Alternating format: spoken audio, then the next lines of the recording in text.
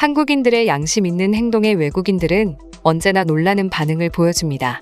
분실물이나 소매치기가 흔한 국가들과는 달리 자리를 비워도 아무도 훔쳐가지 않고 그 자리에 그대로 있는 것이 당연하다고 생각하는 한국인들의 모습은 봐도 신기한 일이기 때문이죠.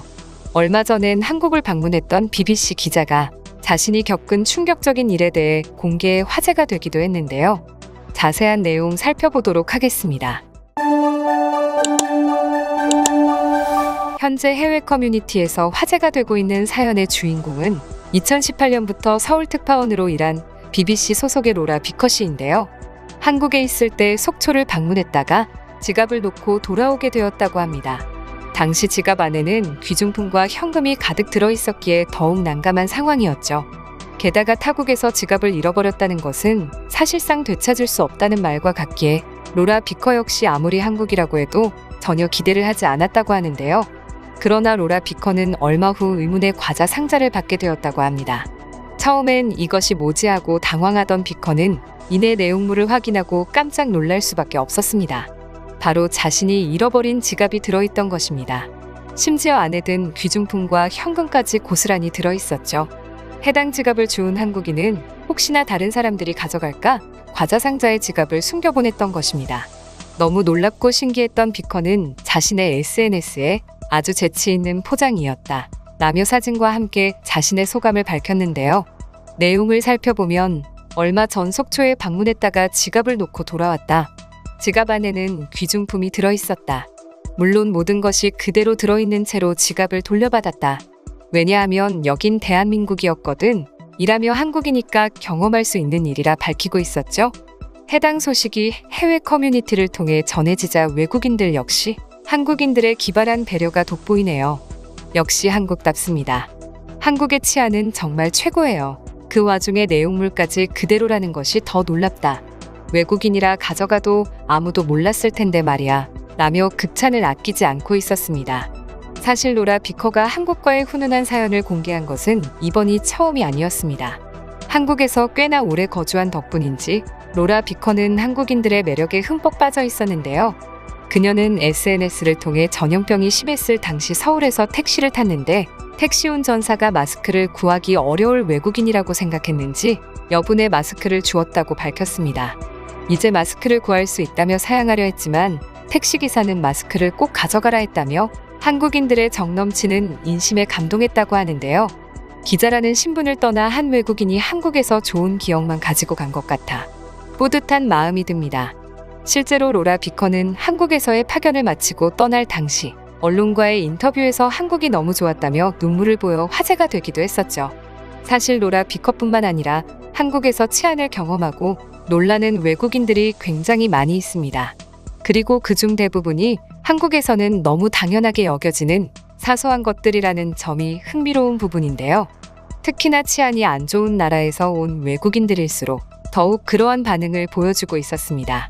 거리에서 카메라 같은 것을 가지고 돌아다녀도 된다거나 뒤를 경계하며 걸을 필요가 없다는 점, 또는 휴대폰이나 백팩을 신경 쓰지 않아도 된다는 한국에선 아주 당연한 풍경이 자신들의 나라에서는 절대로 불가능한 일이었기 때문이죠. 그러한 외국인들이 가장 많이 말하는 말이 아마 우리나라였으면 이라는 말인 것만 보더라도 어느 정도인지 감이 잡힙니다. 치안이 좋지 않기로 유명한 남미에서 왔다는 한 외국인은 뜻밖에도 은행의 모습을 보고 가장 놀랐다고 합니다. 자신의 나라에선 은행의 경비원들은 사건과 같은 무기를 착용하고 무서운 표정으로 항시 경계를 하고 있다 하는데요. 한국 은행의 경비원들은 전혀 달랐기 때문이었습니다. 경비원들이 샷건과 같은 무기를 착용하지도 않고 친절한 표정으로 사람들을 안내하고 돕는 역할을 하고 있던 것입니다. 이처럼 한국의 치안은 외국인들에게 언제나 신기하고 부러운 모습으로 자리 잡고 있는데요. 물론 우리나라 사람들 입장에서 한국은 아직도 부족합니다. 하지만 적어도 일상을 살아갈 때 외국인들처럼 매분 매초 범죄를 걱정하며 살아갈 필요가 없다는 것은 엄연한 사실입니다. 그렇기에 수많은 외국인들이 한국에서 살고 싶어 하는 것이 아닐까 싶습니다. 그럼 지금부터 관련 내용을 보고 외국인들은 어떤 다양한 반응들을 보여주고 있는지 더욱 자세히 알아보도록 하겠습니다. 한국에서 지갑을 되찾는 일은 나에게 전혀 놀라운 일이 아니야. 난 무려 지갑을 3번이나 돌려받았거든. 심지어 지갑을 열어둔 채로 잃어버린 적이 있는데 다시 가보니 열린 채로 그 자리에 그대로 있었다. 난 1년 만에 지갑을 되찾은 적이 있어. 어떻게 거기에 있는지는 모르겠는데 내가 가지도 않은 전혀 다른 지역의 경찰서에서 지갑을 가지고 오라고 연락이 왔었다. 과자에 지갑을 둘 생각을 대체 어떻게 했을까?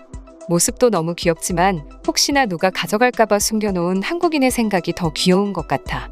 저 사람에게 과자를 한 박스를 줘도 부족할 거야. 난 남미에 있을 때 언제나 가방을 앞으로 메고 다녀야 했다.